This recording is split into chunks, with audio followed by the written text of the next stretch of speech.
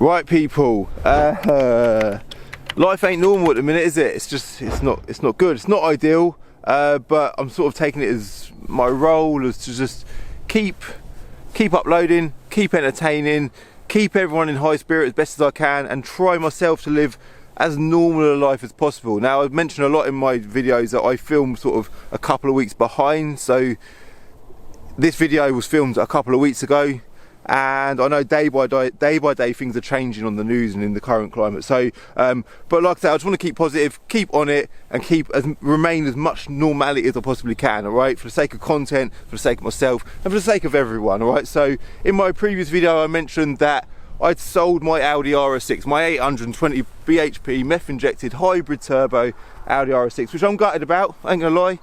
It's gone out of my life now, but I bought a few cars off the guy that sold me the RS6, and one of them cars was this BMW X6M, and today I'm going to take you around it and go for a little drive in it, alright?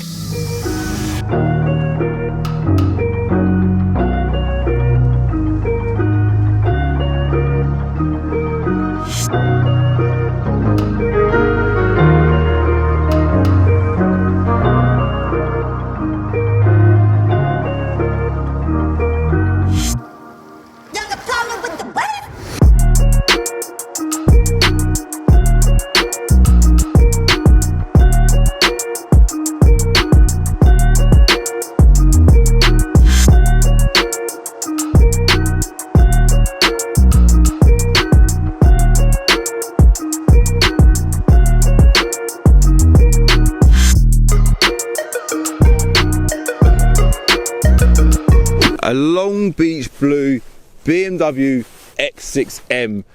What a colour. Let's talk about that colour a minute. This is the same colour as on like a BMW M2. I had an M2 on my channel probably, was it about a year ago? Maybe not quite as long as that, but I love M2s. I love the stance of M2s. Oh, do you know what? I love M cars. BMW is definitely, I don't want to say favourite brand, but it's my favoured brand at the minute. So I've got a lot of BMWs in my life, and obviously an X6M is quite a different thing. I didn't expect I'd have one of these in my life anytime soon. So let's talk about the body shape of an X6M. It's a big car. It's a very, very big car, but it's quite a nice looking thing, isn't it, for a big SUV? And it's quite random that SUV M cars exist, but they do serve a good purpose. It's a good family car, a bit like the RS6, I suppose. It's got 5 doors, 5 seats, big boot.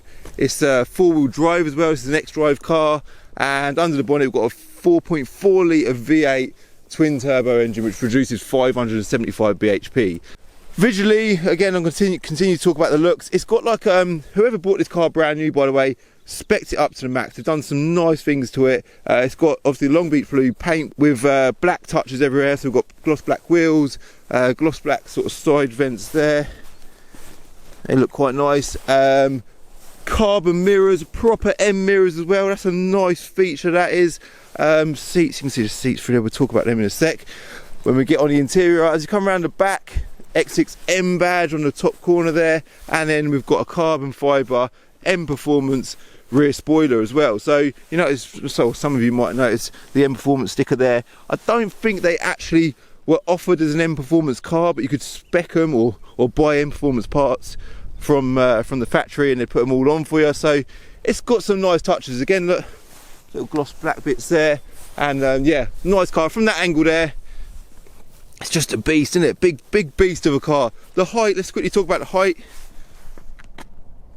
The mic's the wrong way around, so you probably can't hear me right now. I'll shout, but that is literally elbow height there. Yeah, seriously, high back end that is. As we jump on the inside, let's do that. Hashtag on it air freshener there. M Performance steering wheel, that is a massive extra. I don't know, I can't remember how much they are. I've seen them on the shelf in specialist cars in Luton. They're not cheap. It's like a flat bottom steering wheel with Alcantara and then a bit of carbon in the centre there with a cheeky little M Performance badge at the bottom. There we go.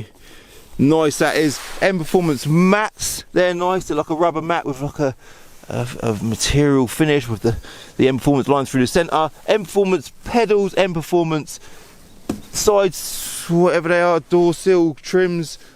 These seats, let's talk about these seats. What a beautiful interior. Look at that, just overall, looking at that interior. We've got a sunroof, we've got the seats, yeah. The seats have got like, they're a grey finish, which I think is really nice contrast between the Long Beach blue and the grey. It's like a real pale sort of dove grey, a bit like the 850i that I've recently filmed.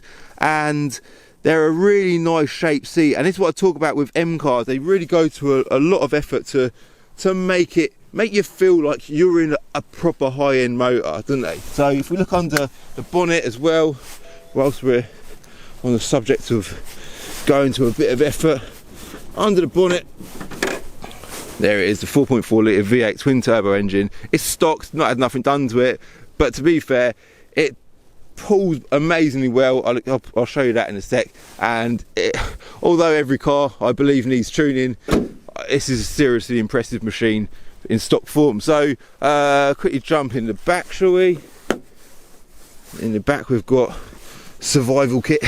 We've got camera bag, hand sanitizer, yeah, we need that at a minute, chicken biryani from the petrol station, camera, baby wipes, you know, keeping things clean, and Mother's Day card that I couldn't use this year because we were told not to visit our mothers on Mother's Day.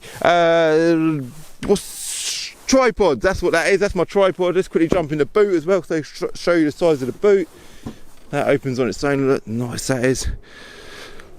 Parcel shelf, I left it at home because I gave the car a proper good clean yesterday, by the way. It wasn't in a great state when it came in, so I spent my whole day cleaning it. But yeah, good sized boot, and you touch that button there, the boot will close. So what we'll do is we'll do the usual thing, jump in it, go for a drive, and I'll talk a bit about my plans with this car.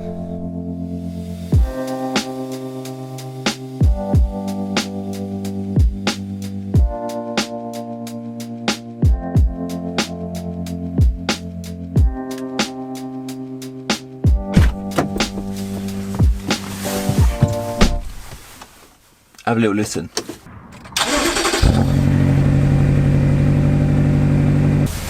It does feel very tame because I'm used to driving the M6, which is obviously the same engine, but it's stage 2. Stage 2 is literally just downpipes, intakes, and a map. But the M6 is just a beast in comparison.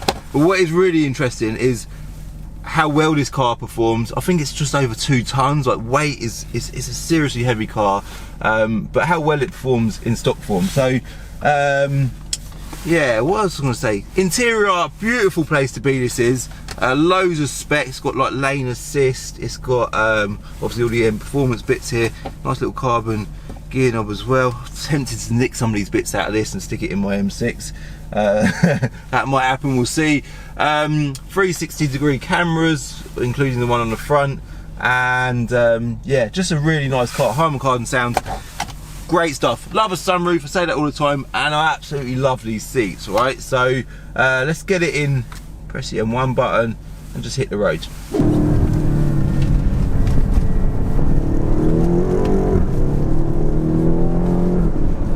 That you can get into a car like this and it feel like a sports car, like visually or on paper you think, oh, that ain't gonna perform too well, but when you get into it, it's great fun. And you don't underestimate that amount of power that this thing's got under the bonnet. It's a hell of a lot of power. Let's turn that lane assist off. As soon as you go near the white lines, it just starts rumbling.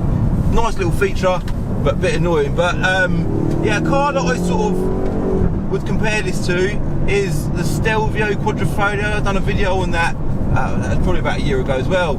I went to like an Alfa Romeo press launch, and I think it's one of the only press things I've ever been to in my life, and they chucked me to the keys to this Stelvio Quadrifoglio, and I think they're about 500 brakes, a little bit less power than this, and I absolutely loved it. Honestly, great thing to drive that was, but I just find this as quite a comparable thing, and it is just as impressive, and I can't even say because it was such a long time ago, so I can't even talk about my memory of it, but my memory of driving that car was, it was amazing, an amazing thing to drive. So yeah, and this does compare, I don't know, I can't comment if I think this is better, but it's at least on par with the Stelvio Quadrifoglio. So when you get in this car, first thing you notice is obviously the amount of space it's got in here. And on that note, I need to put my seat back a little bit. But the steering, like, it feels so. Full drive cars generally you don't feel too in touch with the drive of them. And when I say that, I mean, you know, the steering always feels a bit loose, the suspension still always feels a bit sort of soft and springy, as you can imagine. There's a lot of distance, a lot of travel in the suspension, and they're usually quite a disappointing thing to drive. But this is a proper M car. This thing, honestly, steering feels on point. The way it takes off, unbelievable. Like the throttle response, the way the power is delivered is unreal, and the way that it sits firm on the road, it just feels so solid, which is not what you'd expect in a car of this shape, size and weight. So yeah, ticking a lot of boxes. Something else this car offers, I think, is great value for money, right? I talk about value for money as often as I possibly can because it's important. You've got to watch how you spend your money, and when you spend it, you want to get as much as you can for your money, yeah? And these cars start at about £35,000, right? And that's a hell of a lot cheaper than the Stelvio Quadrifoglio. It's German, which, as much as people say, oh, I don't like German cars, they break or whatever, they're bloody brilliant. German cars are great, yeah? And this particular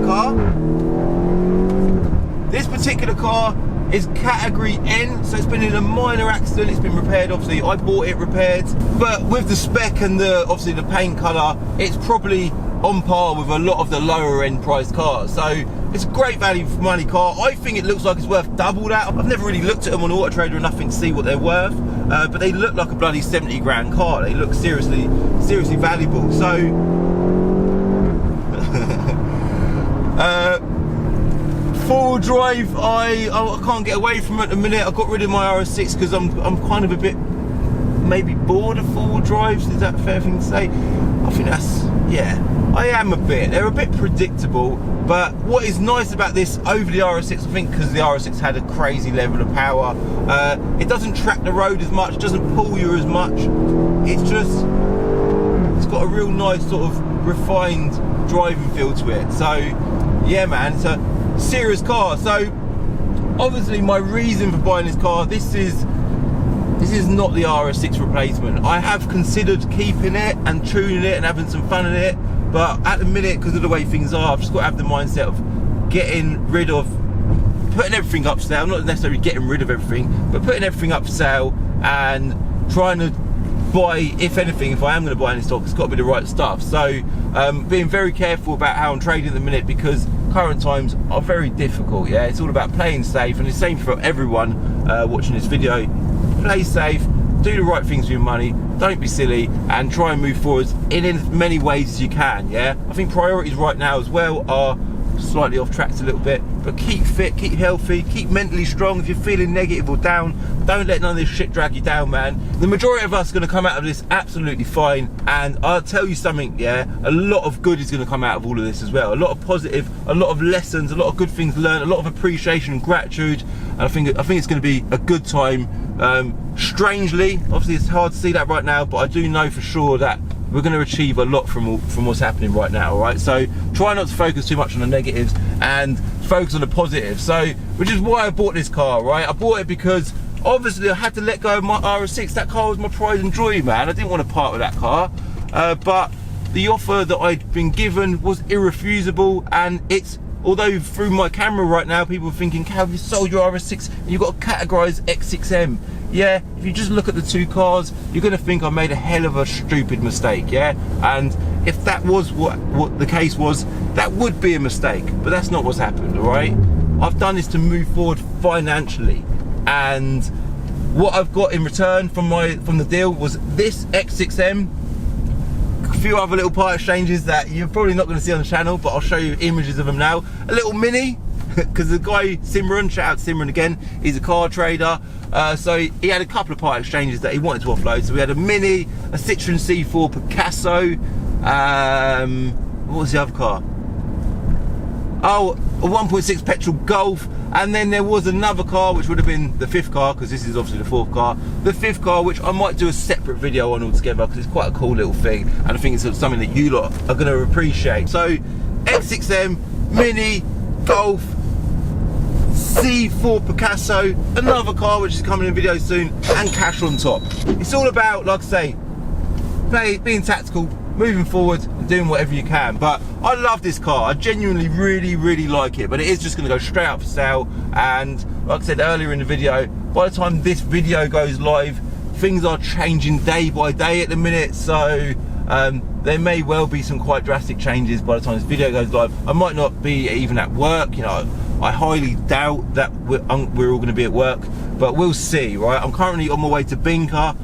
As you can see, if you look from the front view cam, there are no cars on the roads. It is absolutely dead, and which is good. It's great that everyone's responding positively correctly to the information and the advice that we're given in the news. I'm going to work today. I'm keeping my distance from everyone. We've got glass screens on reception at Binker, and I suppose my motive is really to, I own a business, and I've got staff, I've got bills, I'm under a lot of pressure, and if I can do any deals at all, it's all going to contribute towards the scary time that I might have ahead of me. So I'm just trying to do whatever I can, but like I say, respecting the rules, keeping my distance, and keeping positive, man. So I think I am going to end this video here. I'm sort of halfway to Binker now, but I wanted to introduce the X6M. Great car. If anyone's considering buying one at any point in their lives, I think they're fantastic value for money. They're a good size. They feel sort of bulky and big, and they've got a lot of room inside. Great family car. If these seats are an option, I'm not sure if they are or not. They should be, because they're amazing. Again, providing an overall package for a proper M car, which is exactly what this feels like. If they are an option or whatever, they might just come as standard. I don't bloody know, but they're a lovely thing. Make sure you get one of these seats because they feel amazing, they look amazing, and they, as you look from the car, from the outside in, you can just see little hinters of the headrest, and I just think it looks so nice. So yeah, man. Love it. I love the colour as well. Remind you again, the Long Beach blue, love that colour. I think that's a real highlighting feature on this car, and I talk about paint colours and stuff like that a lot. My M6 obviously being the sort of highlight of my life at the minute, being signal green. I do love a car that's in a different colour. So yeah, rate the X6M. Thank you very much for watching. Just stay around, man. Like, obviously at the minute I'm trying to film and edit what I can. Content might change because my life's likely to change, but by watching my videos you're supporting me, so I really appreciate it, and I do hope that in return I'm entertaining you and I'm giving you a good level of high spirit. That's what I want to do. I want to keep you feeling positive, keep you feeling on it, and keep everyone feeling as happy as possible. So yeah, thanks for watching. Definitely do me a favour, hit that bloody like button. Yeah, like. I love it when you hit like. Do that as much as you can, and hit subscribe if you're new to my channel. I'm nearly at 100,000 subscribers now. It'd be lovely to hit that sometime soon, and hit the bell icon to get notified when I upload a video. And yeah, give me a follow on Instagram as well, at Calvin's Car Diary, just to keep up to date with my daily life. That is live, that's in time, in keep. So give me a follow on Instagram as well, and it's a bit more relevant to my day-to-day life. All right, done. See you in my next video. In the next episode of Diary of a Car Trader, you're now probably wondering what the final part exchange was on the RS6 deal, and I've filmed a video on that car, and that video is going to be live on Wednesday at 6 o'clock.